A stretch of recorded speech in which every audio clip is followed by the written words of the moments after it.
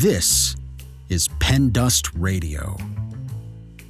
Welcome, all you literati, you lovers of words and tales, you who need a break in your hurried, harried lives. We have a salve for your soul with stories imaginative and original. Short stories, riveting fiction, and wildly creative nonfiction. PenDust Radio. Definitely not the same old story. Please visit us at pendustradio.com. This podcast is a production of Rivercliff Books and Media. We publish literary fiction and creative nonfiction. Learn more at rivercliffbooks.com.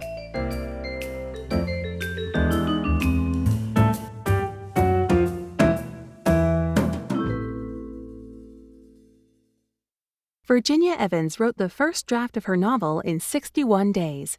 7 days a week, she was at her desk with coffee by 5 a.m. She wrote 98,000 words while working 3 part-time jobs, with 2 children at home under age 4. Then she defied the odds and managed to secure a literary agent. All of that turned out to be the easy part. This candid essay is a fascinating glimpse into the process of writing, rewriting, and the strain of trying to please someone else. Recounting events that nearly destroyed her, Virginia opens up about her literary crack-up, rooted in a lack of confidence in her writing. The title is derived from F. Scott Fitzgerald's essay, The Crack-Up, which she references in this story. Virginia Evans recently completed her Master's of Philosophy in Creative Writing at Trinity College, Dublin. The Irish Times published her essay, The Winter Place, and the Dublin-based literary magazine Sonder published her short story, Fields and Fields of Poppies. A Crack-Up. Written by Virginia Evans. Read by Julie Niblett. At brother's wedding, I was sitting for a minute with my in-laws. It must have been near midnight. The newlyweds had fled through a tunnel of sparklers. Daughter was sleeping in a broom closet somewhere. Son, delirious, running his Hot Wheels on the edge of the dance floor with his cousins. Husband's father was tired by that point. He'd danced for the sake of mother-in-law. She told me she remembered going to weddings and being embarrassed by how much he would dance. "I mean, you should have seen him at Marcy and Wren's wedding," she laughed, turned to him. "What year was that, John? 72? "Maybe." He was drinking water. I was on my 5th or 6th glass of wine. At brother's wedding, I was ripe and raw. 30 with 2 babies. 30 and in possession of a house that required more money than we made. 30 with a novel I was happy with, but which none of the 100 literary agents to whom I'd pitched quite wanted to represent. 30 and leaning heavily into the consolation of an enviable, durable, extra thick skin. No, that's not right. 72 was when we had to go to the woods, so Marcy must have been married in 71, or 70. He nodded. I said, "What do you mean you had to go to the woods?" "You know that story." "No, I don't." "Sure you do," she said. "The whole Manson family thing." "I have no idea what you're talking about." "Yes, you do." We went back and forth like that, which is typical. You know the girl who tried to kill Gerald Ford? She was one of Charles Manson's girls. Do you know what I'm talking about? I really didn't, but I nodded. Squeaky Fromm, she told me. The girl who tried to assassinate the president but was apprehended and sent to prison, along with the rest of the Manson family gang. They'd found her hit list. The details she gave were vague, or I was vaguely drunk, but the gist was that my grandfather-in-law, an executive at Westinghouse Corporation, was on the list of folks to be offed. "So we had to go into hiding," she said, laughing at my expression. "I was only engaged to John then, and we went out to this big family cabin property in the woods near Lake Erie for a few weeks, until it blew over." In the morning, we sat around with family wedding hangovers, drinking coffee and eating duck donuts. I was thinking about mother-in-law, a working-class girl of the 60s, hiding from Charles Manson with her future husband's wealthy family. I thought, what if the hiding was longer than 2 weeks, and what if the family was awful? I thought, what if they were saturated in lies and secrets and nobody talked about it? I thought, What if it all came out in the woods?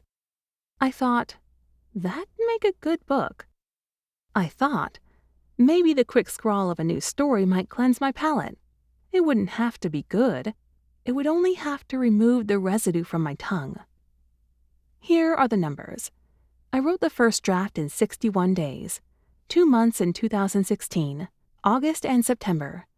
98,000 words of text while working 3 part-time jobs with my 2 children under 4 at home. The alarm went off at 4:45 a.m., 7 days a week. To the desk with strong dark coffee at 5 o'clock. Kids out of their rooms at 7. Husband to work by 8. Work while kids napped. Work when grandparents offered to take the kids. Kids to bed at 7 o'clock p.m. Work until 11:30. Go to bed, rinse, spit, repeat. It removed the residue from my tongue all right. By October, the exercise had done its work. I hadn't been looking to write a new book. I wasn't ready yet. However, the sneaking ambush of this story upon me was exactly what I needed. The old book was out of my mind, replaced by this new book. In November, I read the novel. I liked it. Miraculously, I found it was decent. Not the next great American novel, but decent. I didn't tell a soul, not even husband. I went through an edit. It improved. Now that I wasn't planning to toss it, I began to sculpt it. Lovingly, tenderly, I massaged the story into itself. I slowed down. I worked for months at an even, measured pace. I began to believe it could become something beautiful, a secret I kept small and buried in the deepest soil of myself. The editing revived me, and as the engine of my effort cooled, a bit of balance returned to my days. Finally, there was a Saturday in early spring. The pink down of cherry blossoms blew into the street, collecting in mounds by the curbs. My eyes were itching so awfully I kept wet towels in a plastic bag in my purse to hold over my face when I couldn't take it. I went along with husband and kids to his soccer game. He always played in these adult sports leagues, men in their 30s and 40s still running and cutting and tackling like they were in high school. The bad sportsmanship made me cringe and made me laugh. They took it so seriously, their recreation. I thought it would have made a good comedy sketch, but I didn't say it to him. It was a bright, cold morning, and I sat on the old quilt from the trunk with daughter in my lap, eating peanuts one after another. There was another wife there I knew. "How's the writing going?" she said. Oh, that question. But I smiled. "Really well, actually. I'm working on something new." "You're amazing," she said. "I couldn't write 2 pages." This is a commonly repeated misalignment of concepts. The whole private, lonesome world of a person who writes creatively, the construction of story through customs, fears, tics, psychoses, is incomprehensible to a person who doesn't. I shook my head and watched as a guy on another team, the next field over, took a soccer ball to the stomach and got the wind knocked out of him. "Oh," the other wife said. "Did you see that?" I grimaced, remembering once, years before, watching husband have the wind knocked out of him on a football field, poised to release the ball for a long throw down the field. When he was looking high, the guy came in low and hit him with the outside of his shoulder in the soft part of his belly. I remember the way my man fell, curled into himself like a seashell, like a child. How his mouth opened over and over, panic in his eyes, all of his might stripped off before he was able to catch his breath. I had stood up and began to walk toward the sweaty tangle of men in their 20s. But then he stood, placed his hands on his knees, and from 30 feet away, caught my eye and put his hand up to me. "It's okay. Go back." By summer, the manuscript was as good as I could make it, and I gave it to my mentor, with whom I'd come into an unlikely friendship through work. He was a writer too, a side gig to his life as an attorney, and 30 years my senior. Mentor was always hard on me, but once he said, "You will be much better than me one day. Keep going." It's possible if I hadn't met him, I'd have given up the whole shtick. He read the novel and said it was ready. I sent queries describing the story to a few agents I had researched. My son was turning 4. The basement kept flooding, and we'd discovered there were rats in the crawl space when I watched one scurried by in the middle of the afternoon. The responses were positive. "I'm interested. Sounds cool. Send it over." I had trained myself never to be excited at a potential. Interest was not the same thing as acceptance. I'd talked myself out of confidence and assumed a permanent posture of apologizing. I sent the book to 3 literary agents in New York. The day I received my first offer of representation, I was sitting at a red light in my station wagon with my daughter behind me in her car seat. Throughout my adult life, I'd kept my phone on silent, but now I was always listening for its chime, even though the majority of chimes had nothing to do with the novel. I was frantically alert and at attention to people, apps, ads, messages, and notifications so that I wouldn't miss, even for a single minute, an email from New York. The chime. I looked at the screen. The email subject line was, "Your manuscript." At this stage, it was always a rejection, but I could see the first few words of the email. I loved it. I pulled off onto a side street, my heart beating in my ears, chest, fingers. Daughter began to whine to go home.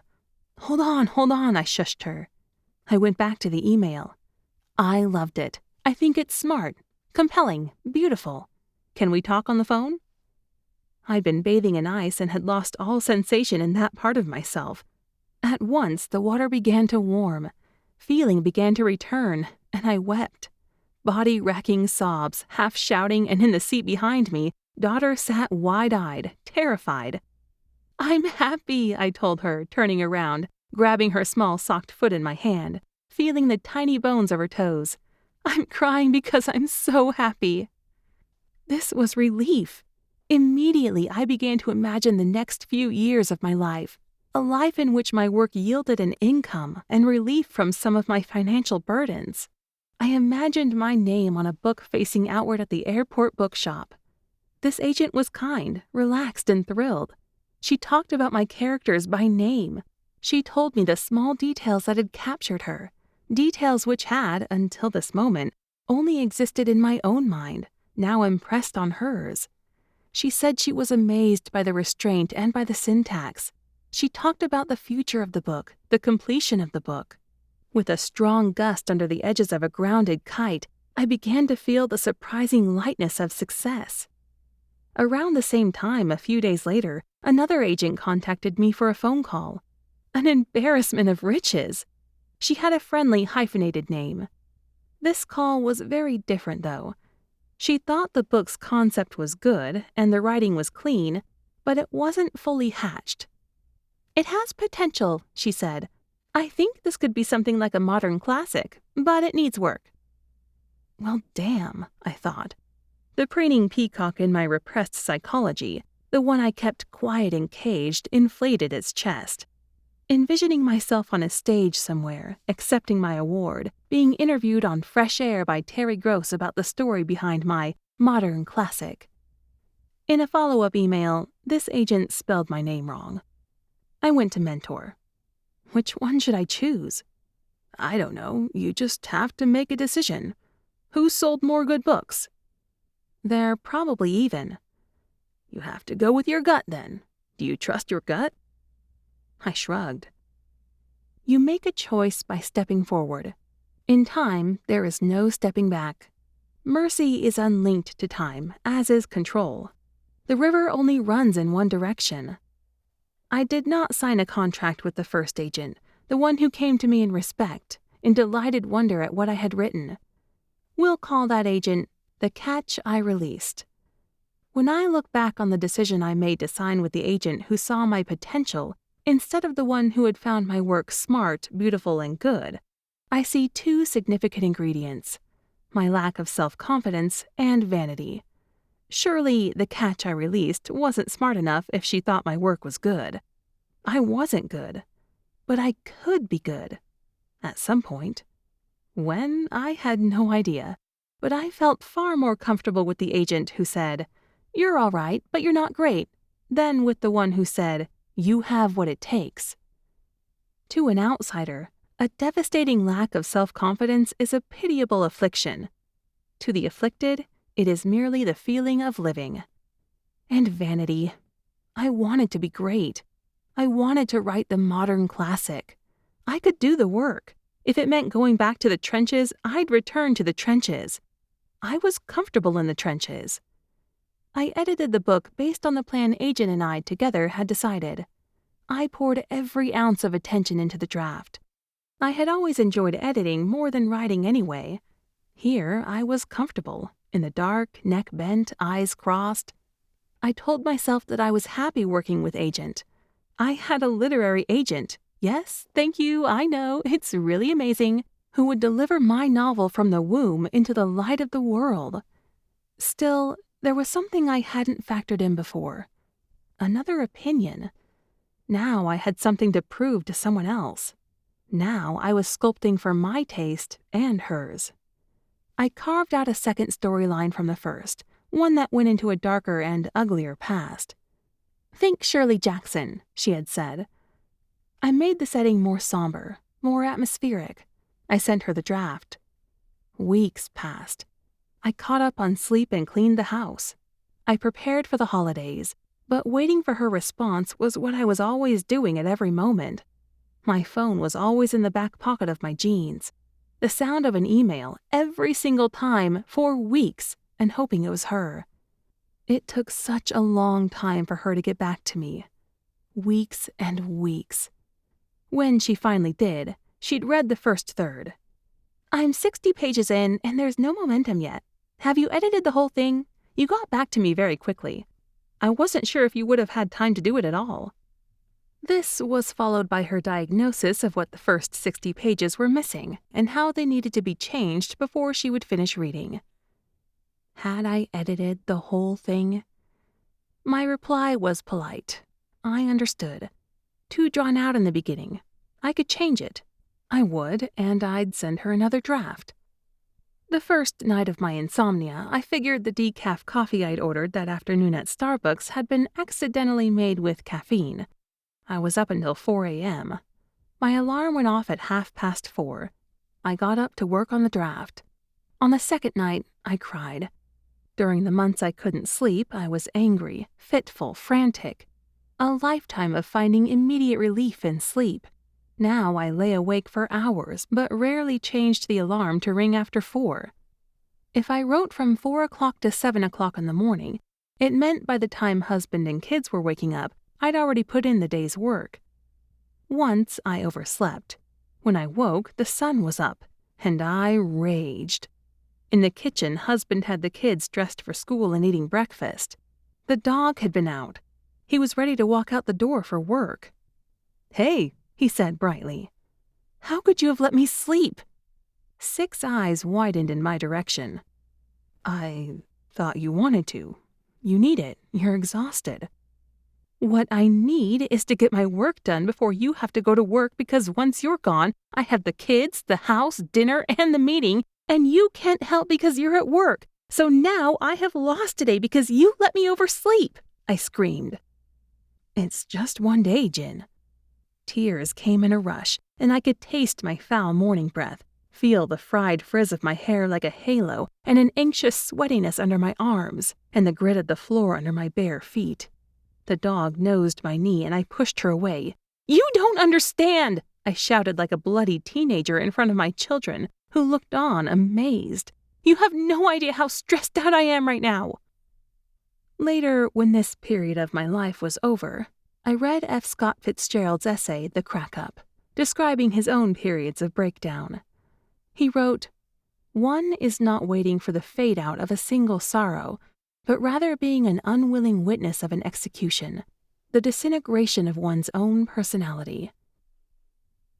Before working on the next draft, I wrote the novel out in bullets on enormous sheets of paper like sails. The details of the book were scrawled on the left half of each page. With duct tape, I hung them around the den. We bought the house because of that room. Those 6-foot windows with their Georgian panes, the lazy gatekeepers of light, letting the cold in through their cracks.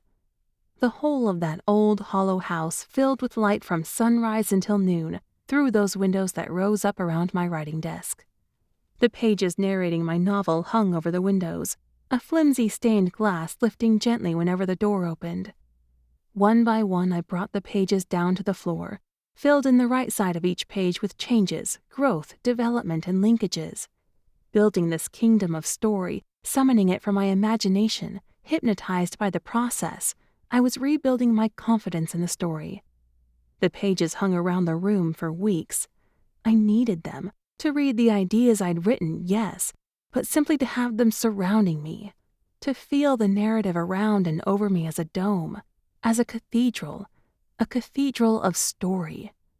When we had a dinner party, our friends weren't surprised. My mania was a surprise to no one, and I admit it was a pleasure to me. But I was, like Fitzgerald, drawing on resources that I did not possess, mortgaging myself physically and spiritually up to the hilt. I had done the hardest things. I had written the book and signed with a good literary agent. Now I wanted to rest. I felt I had earned rest, but it wasn't to be. I finished the draft in a fog of relief and confusion. I sent it off to agent and waited. Mentor and I were sitting in the convention center during a meeting, which had by then commenced on the other side of the removable partition. I sent it off to her again. "Okay," he said. He was so weary of the whole thing, that web of agents and publishers where email made correspondence fast and thoughtless. He had warned me, back in the beginning, to keep my integrity. It was my book. "It's not a perfect book," he had said, "but it's good." "I can't sleep," I said. He nodded and said something in Latin he knew I wouldn't be able to translate. I told him how I'd reworked the first 60 pages and the rest of the book, the characters I'd changed, the structure I'd reconfigured. "She spells my name wrong." "Oh, hell." I looked down at my shoes. "Do you think it's better?" he asked. "I guess." He nodded. "Honestly, I can't even remember." "I liked it how it was," he said. He stood and took a chocolate chip cookie from the buffet. Even though most of the food was usually awful, you couldn't find a better cookie in the whole city. "You're young and you're in it, and I'm not," he said. "But listen, it's your book. It's not your agent's book. I know you have to do certain things to break through. But don't forget that it's your book." Walking home that day, I thought of what he'd said. I liked it how it was. A sick feeling was spreading through my bowels, the first inkling of uncertainty in something other than myself, which I ignored.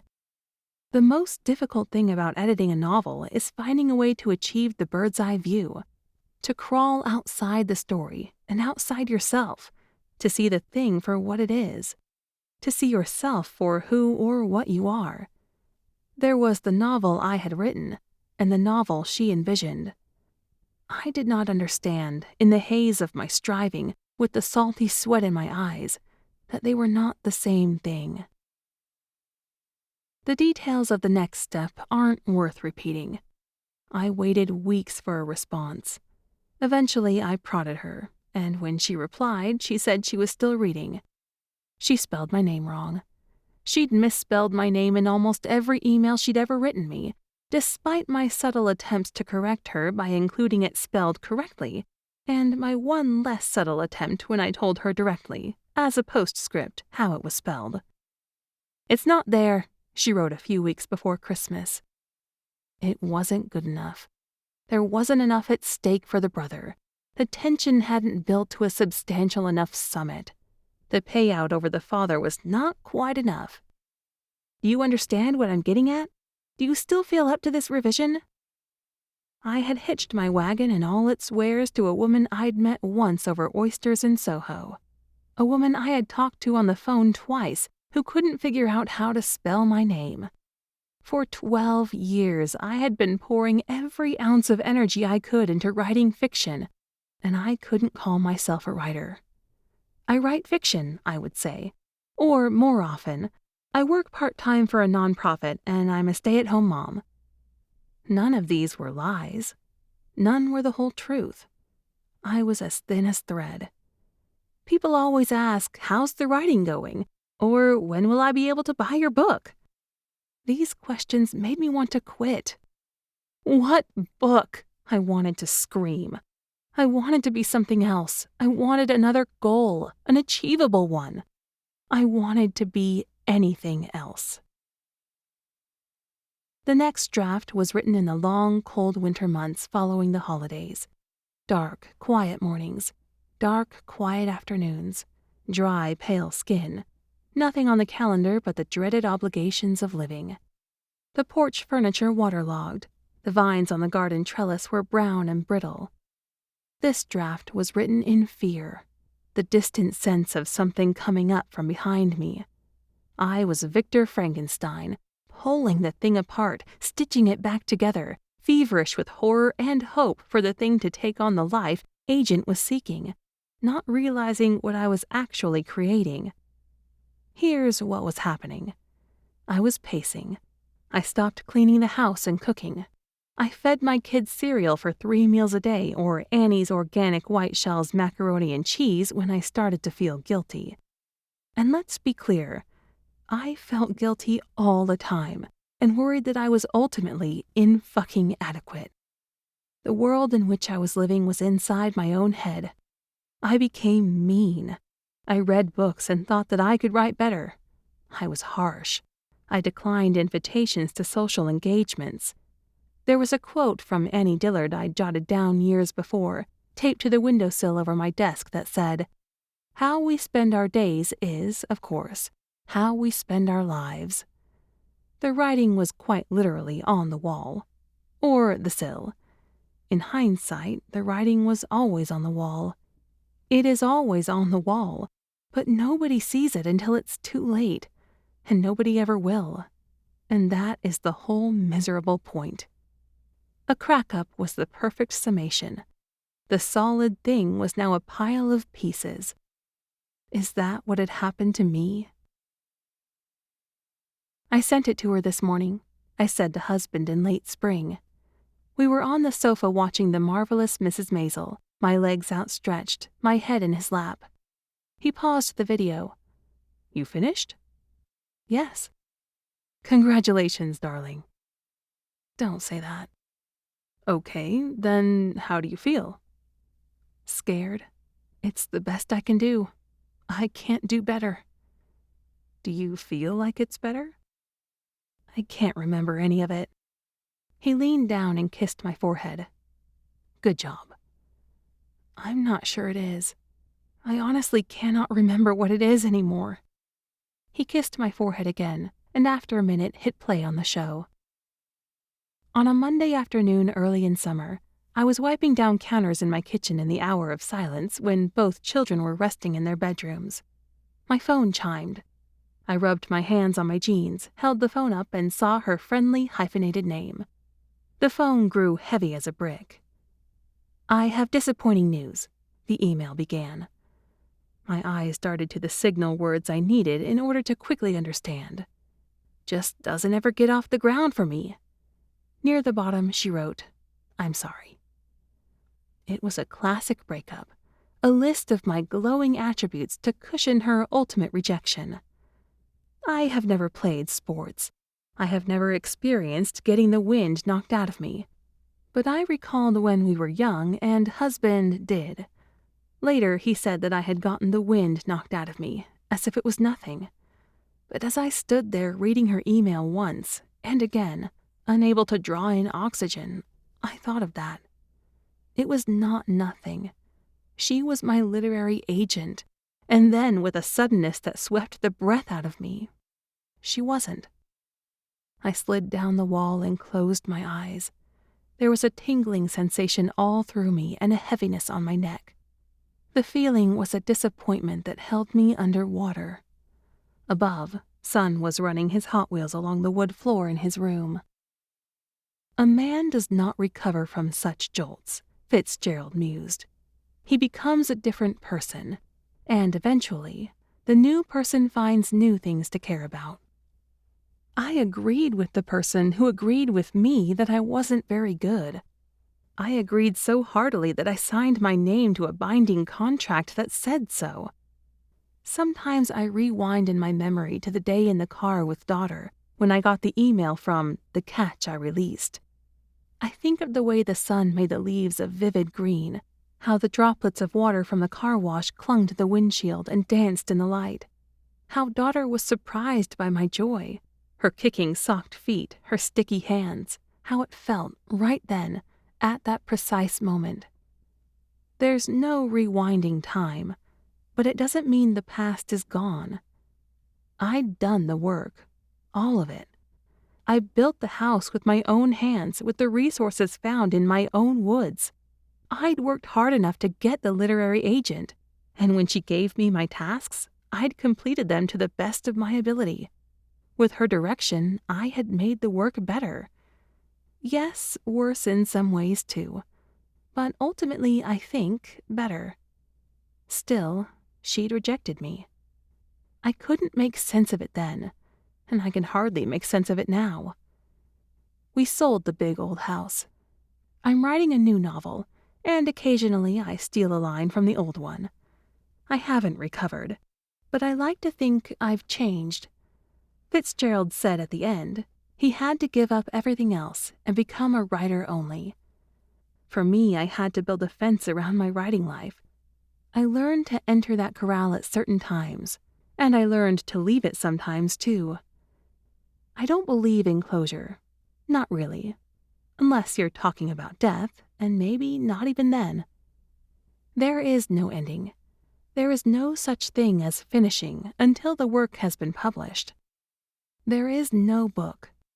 There is a working document on my computer. This story is copyright 2019 by Virginia Evans. This recording is copyright 2021 by Rivercliff Books and Media. All rights reserved.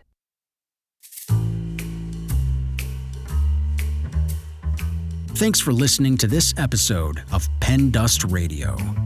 For more information or to submit your writing to the podcast, please visit pendustradio.com. This podcast is a production of Rivercliff Books and Media. Learn more at rivercliffbooks.com. The story featured in this episode is work of fiction. Names, characters, places, and incidents are the product of the author's imagination or are used fictitiously. Any resemblance to actual events, locales, or persons, living or dead, is entirely coincidental.